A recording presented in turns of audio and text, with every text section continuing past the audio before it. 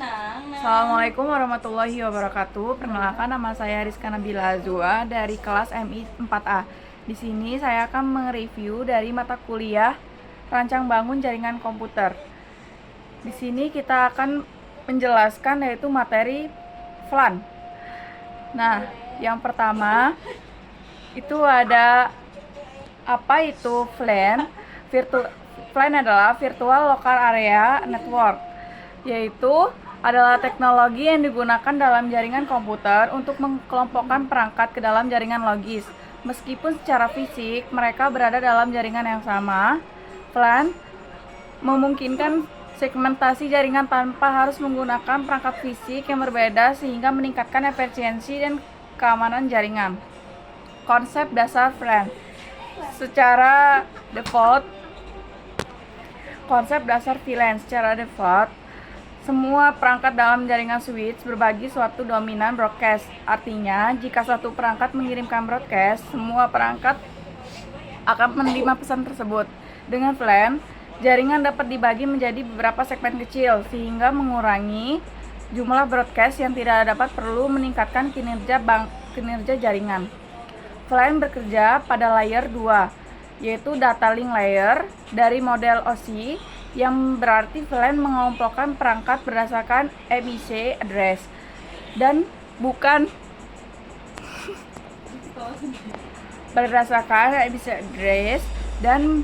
berdasarkan alamat IP. Keuntungan menggunakan VLAN: 1. Meningkatkan keamanan. Dengan VLAN, data antar departemen atau unit kerja yang berbeda dapat dipisahkan. Misalnya, VLAN untuk tim keuangan tidak dapat diakses oleh VLAN untuk tim pengembangan. Yang kedua, mengurangi domain broadcast. VLAN membatasi lalu lintas broadcast hanya dalam mengelompokkan tertentu, sehingga mengurangi beban jaringan. Yang ketiga yaitu meningkatkan manajemen jaringan. VLAN memungkinkan fleksibilitas dalam manajemen jaringan tanpa harus memindahkan perangkat fisik. Yang keempat yaitu efisiensi dalam penggunaan perangkat, mengurangi kebutuhan akan perangkat jaringan tambahan seperti router untuk memisahkan jaringan. Selanjutnya itu ada jenis-jenis VLAN. Pertama yaitu ada default VLAN. VLAN bawaannya pada switch biasanya VLAN 1. Semua port dalam switch secara default berada di VLAN ini. Yang kedua yaitu ada data VLAN. VLAN yang digunakan untuk mentransmisikan data pengguna. Yang ketiga yaitu ada voice VLAN. VLAN khusus yang digunakan untuk lalu lintas VoIP, Voice over IP. Yang keempat yaitu ada manajemen VLAN. Manajemen VLAN yang digunakan untuk manajemen perangkat jaringan seperti akses ke switch dan router. Yang kelima yaitu native VLAN. VLAN yang digunakan untuk menangani lalu lintas yang tidak ditandai dan trunking. Pada bagian kedua ini, kemungkinan besar pembahasan lebih mengarah pada konfigurasi VLAN, implementasi dalam jaringan nyata, serta contoh penerapan dalam perusahaan. Yang kedua yaitu praktik VLAN. Pada bagian ini dijelaskan bagaimana cara mengkonfigurasi VLAN pada perangkat switch. Konfigurasi VLAN biasanya dilakukan menggunakan perintah di CLI, Command Line Interface, pada switch manager seperti Cisco atau Mikrotik. Langkah-langkah konfigurasi VLAN di Cisco switch. Yang pertama, masuk ke mode konfigurasi, enable configure terminal. Yang kedua, membuat VLAN baru. VLAN 10 name cells exit, VLAN 20 name IT exit. Yang ketiga yaitu menetapkan port ke VLAN tertentu, yaitu interface fast the Ethernet 0/1, switch port mode access, switch port access VLAN 10 exit. Selanjutnya interface fast Ethernet 0/2, switch port mode access, switch port access VLAN 20, dan selanjutnya exit. Yang keempat yaitu mengecek konfigurasi VLAN. Show VLAN brief. Pengujian VLAN. Setelah konfigurasi selesai, dilakukan pengujian menggunakan perintah ping antar perangkat dalam VLAN yang sama dan berbeda VLAN. Jika komunikasi antar VLAN tidak berhasil, maka perlu menggunakan router atau switch layer 3 untuk inter-VLAN routing. Dan selanjutnya yang ketiga itu ada ping antar broadcast domain. Pada jaringan tradisional tanpa VLAN, semua perangkat dalam switch berada dalam suatu broadcast domain. Artinya, jika suatu perangkat mengirimkan broadcast, semua perangkat lain dalam jaringan akan menerima pesan tersebut. Namun, dengan VLAN, broadcast hanya terbatas dalam VLAN masing-masing.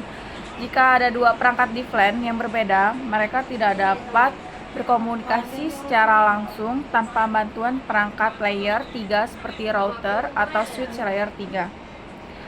Mengapa ping antar VLAN itu tidak berjalan secara default? Yang pertama yaitu VLAN memisahkan jaringan secara logis. Perangkat di VLAN 10 tidak dapat mengirimkan paket langsung ke perangkat di VLAN 20 karena mereka berbeda di domain broadcast yang berbeda. Yang kedua, diperlukan inter-VLAN routing. Untuk memungkinkan komunikasi antar VLAN, harus ada perangkat yang dapat melakukan router antar VLAN.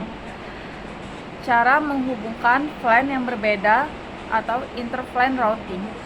Ada dua metode utama untuk melakukan inter-VLAN routing. Yang pertama, routing dengan sub-interface. Setiap VLAN dikonfigurasi dalam sub-interface router. Interface flash Ethernet 0/0.10 encapsulation .is1q10 IP address 192.168.10.1 255.255.255.0. Terus exit. Yang kedua, interface flash Ethernet 0/0.20 encapsulation .iq20 IP address 192.168.20.1 255.255.255.0 dan exit. Yang kedua yaitu switch layer 3 dengan SPI Switches Virtual Interface. Interface plan 10 yaitu IP address 192.168.10.1 255.255.255.0 shutdown. Yang kedua yaitu ada interface plan 20 IP address 192.168.20.1 255.255.255.0 shutdown. Pengujian komunikasi antar VLAN, lakukan ping dari satu VLAN ke VLAN lain. Jika tidak berhasil, maka periksa apakah ada konfigurasi yang salah atau firmware yang memblokir komunikasi. Dan yang keempat itu ada di sini materinya membuat topologi ruangan.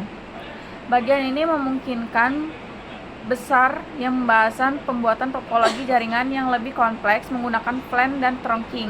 Topologi yang dibuat bisa mencerminkan skenario nyata di perusahaan atau kampus. Langkah-langkah membuat topologi. 1. Merancang struktur jaringan, mengidentifikasi sejumlah VLAN yang diperlukan dan menentukan switch mana yang akan digunakan. Menentukan perangkat endpoint seperti komputer, server, dan printer. 2. Menghubungkan perangkat ke VLAN yang sesuai. Setiap port switch dikonfigurasi untuk masuk ke VLAN tertentu. Gunakan mode access untuk koneksi ke perangkat endpoint. Yang ketiga yaitu ada konfigurasi trunking untuk menghubungkan switch. Jika ada lebih dari satu switch, gunakan trunking agar semua VLAN bisa melewati antar switch. Yaitu contohnya interface flash Ethernet 0/24, switch port mode trunk, dan switch port trunk allowed VLAN 10,20,30. Yang keempat yaitu ada pengujian antar jaringan. Lakukan uji ping antar perangkat dalam VLAN dan antar VLAN untuk memastikan semua konfigurasi berjalan dengan baik. Yang kelima, materi kelima yaitu adalah belajar trunk. Apa itu trunk? Dalam jaringan VLAN, trunk adalah metode untuk digunakan mentransmisikan lalu lintas dari beberapa VLAN melalui satu jalur fisik, yaitu link antara switch atau antara switch router, trunk memungkinkan VLAN yang berbeda untuk tetap bisa berkomunikasi dalam satu infrastruktur jaringan. Fungsi trunking yaitu memungkinkan lalu lintas beberapa VLAN melalui satu kabel.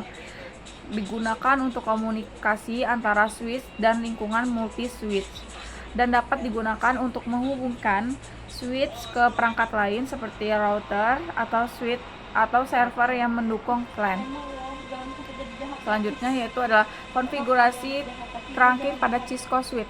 1. Mengaktifkan mode trunk pada port seperti interface plus Ethernet 0,/24 switch port mode trunk.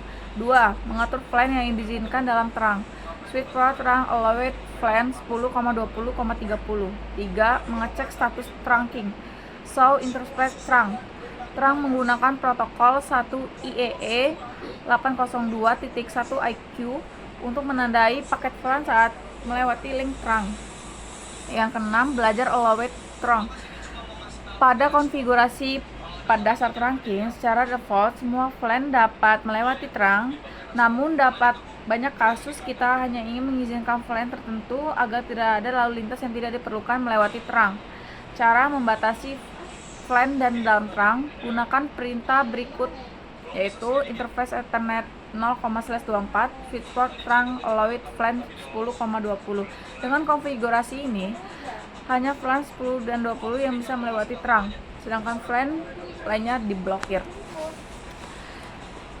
Yang ketujuh, membuat topologi ruangan 3. Pada bagian ini kemungkinan ada akan membuat topologi jaringan yang lebih kompleks melibatkan VLAN, trunking, dan interface. Langkah-langkahnya: 1. Tentukan jumlah VLAN yang diperlukan, misalnya VLAN 10, 20, dan 30. 3. Mengkonfigurasi port cache untuk setiap endpoint dan dalam VLAN tertentu. Ketiga, konfigurasi trunking untuk menghubungkan switch satu sama lain. Yang keempat, gunakan switch layer 3 atau router untuk menggunakan inter-VLAN routing. Yang kelima, uji jaringan dengan ping antar VLAN. Yang ke-8, materi ke-8 itu adalah trunk pada MLS, multi-layer switch. Apa itu MLS? MLS adalah switch yang beroperasi di layer 3 sehingga dapat melakukan fungsi router tanpa memerlukan router eksternal. Mengapa menggunakan trunk pada MLS dapat mengelola lintas dalam skala besar, meningkatkan performa dibandingkan menggunakan router untuk inter-VLAN routing. Yang materi ke-9 yaitu ada teori Dynamic Trunking Protocol, DTP. Apa itu DTP? Adalah protokol proprietary Cisco yang memungkinkan switch untuk secara otomatis bernegosiasi apakah akan menggunakan metode trunk atau akses. Metode DTP yaitu Dynamic Auto. Mode pasif tidak akan menginisiasikan trunk tetapi akan menerimanya. 2. Dynamic Desirable. Mode aktif akan menginisiasikan trunk jika lawan mendukungnya. Yang ketiga itu ada trunk secara langsung mengaktifkan mode trunk. Yang keempat yaitu ada akses, secara langsung mengaktifkan mode akses. Yang ke-10 itu ada praktik DTP. Pada bagian ini kemungkinan akan dilakukan uji coba konfigurasi DTP secara langsung dalam switch. Langkah-langkahnya: konfigurasi 1. Konfigurasi trunk otomatis dengan DTP, yaitu ketik interface plus Ethernet 0/24 switch port mode dynamic desirable. Yang kedua, konfigurasi mode akses untuk mencegah trunk otomatis, yaitu interface Ethernet 0/1 switch port mode access. Yang ketiga yaitu cek status DTP dengan perintah show DTP interface at fast Ethernet 0,0/24. Yang ke-11 yaitu apa itu tagged dan untagged VLAN. Tagged VLAN yaitu paket data yang ditandai dengan ID VLAN yang dikirimkan melalui trunk. Proses tagging dilakukan menggunakan 8021IQ, digunakan saat komunikasi antar switch dalam jaringan VLAN. Untagged VLAN, paket data yang dikirim tanpa tag VLAN, biasanya terjadi di port access. Untagged VLAN sering disebut sebagai native VLAN dalam trunking. Konfigurasi native VLAN yaitu interface fast Ethernet 0/24 switch port terang native plan 99. Yang ke-12 yaitu ada materi apa itu native plan. Fungsi native plan: 1. Menangani lalu lintas untarget dalam trunking. Yang kedua, mencegah terjadinya konflik plan yang tidak dikenali. Yang ketiga, meningkatkan kompatibilitas antara perangkat berbeda. Konfigurasi native plan yaitu adalah interface fast Ethernet 0/24 dan switch port trunking native plan 10. Dengan konfigurasi ini, kayak semua paket yang masuk tanpa tag akan dianggap sebagai bagian dari plan 10. Yang ke-13 di sini, yang terakhir yaitu ada menggantikan native plan. Pada bagian ini kemungkinan besar dibahas bagaimana mengganti native untuk menghindari dari celah keamanan. Mengapa mengganti native plan? Yaitu keamanan. Plan 1 sering digunakan sebagai default, dapat terjadi target serangan. Manajemen jaringan yaitu dapat memisahkan plan manajemen dari plan data. Cara mengganti native plan: 1. Ubah native plan ke plan yang tidak digunakan oleh perangkat user, yaitu interface fast Ethernet 0/24 switch port trunk native plan 999. Yang kedua yaitu buat plan dummy sebagai native plan, yaitu ada plan 999 name black hole.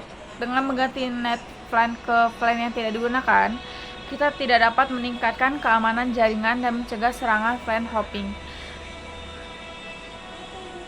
Kesimpulannya yaitu adalah plan membantu segmentasi jaringan untuk meningkatkan efisiensi dan keamanan, dan trunking memungkinkan komunikasi antar plan dalam satu link fisik. DTP memungkinkan negosiasi otomatis metode trunk atau akses. Packet plan digunakan untuk menandai paket, sedangkan native plan menangani lalu lintas untarget. Mengganti native plan dapat meningkatkan keamanan jaringan. Sekian penjelasan dari saya. Apabila ada kesalahan kata, saya mohon maaf. Wassalamualaikum warahmatullahi wabarakatuh.